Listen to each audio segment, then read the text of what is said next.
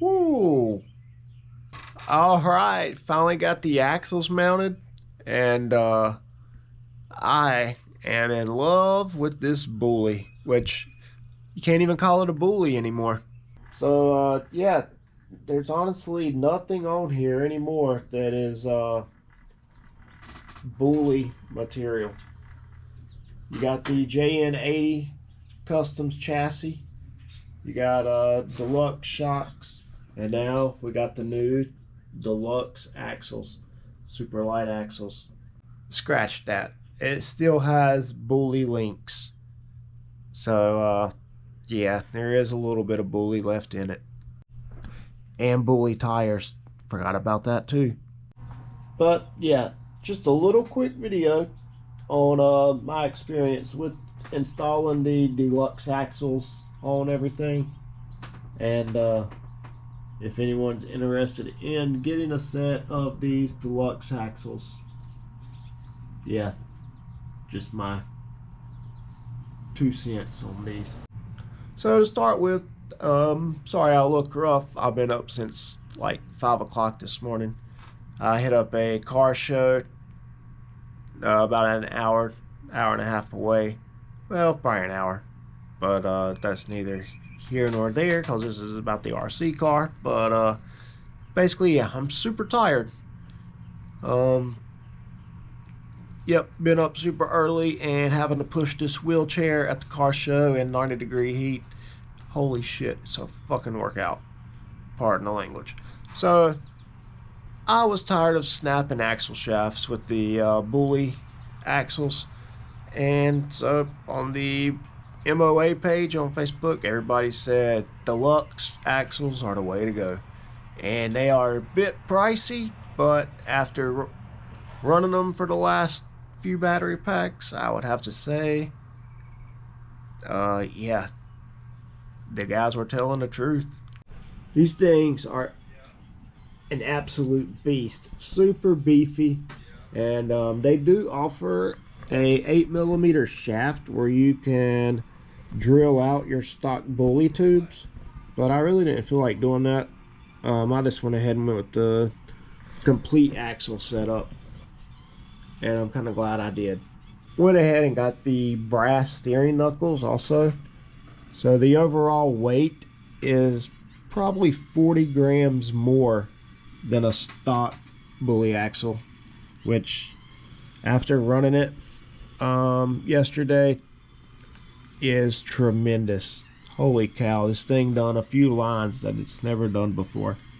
But I wish I would have watched a few videos on these before I purchased them, because there's a few things that are just strange with these axles.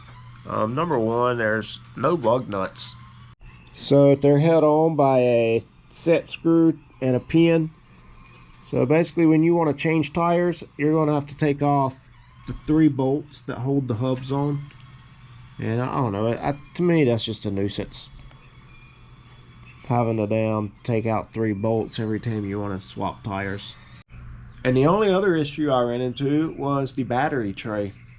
So it comes with 3 3D printed battery trays, which mount right there where the 2 screws are on the front axle. So basically your battery is going to be in that area right there. And of course, the only thing that would fit in there would be a 650. All my rigs, I run an 850 for the runtime because I don't do comps. So I run 850s, that way I don't have to sit there and change batteries out every 20 minutes. But considering they wouldn't fit, I went out and bought 4 650s. And the minute I start putting these things on, which is the battery tray here, this cheap plastic, and they all cracked. The 2 that fit the best ended up cracking. So I was kind of screwed, which I thought. After moving all these wires around, which was pretty easy considering I'm running the Fusions, so I have no ESC to worry about. That's less wires. It fits perfect on the stock skid of the stock bully skid. Ooh, look at there. So I got 3 things from the bully: tires, links, and the skid plate. And not only does the battery fit on the skid plate, my 850s fit perfect. It don't hit the links, and it's just like fits like a glove. So now I've got 4 brand new 650s that I'll probably never use. Another cool thing with these axles are the steering links. They're definitely up high, so should clear a lot more rocks for an approach angle. And that's my quick overview of these Dlux superlite axles if you're thinking about installing on your bully. The 850 3-cell will fit on the skid plate. Don't expect lug nuts, so if you feel like if you change tires a lot, you'll be having to change out the hubs also. And also, they don't take regular SLW hubs. They've got these special Dlux hubs. So if you want to go with a narrow or wider hub, you'll have to purchase their specific hub for these axles. And what else?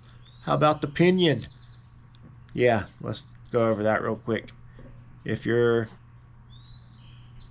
running the Hobbywing Fusions, which is what I'm running, I went with a 12-tooth pinion, and it is super slow. I would definitely recommend upwards of a 14 or 15, which I like a lot of wheel speed.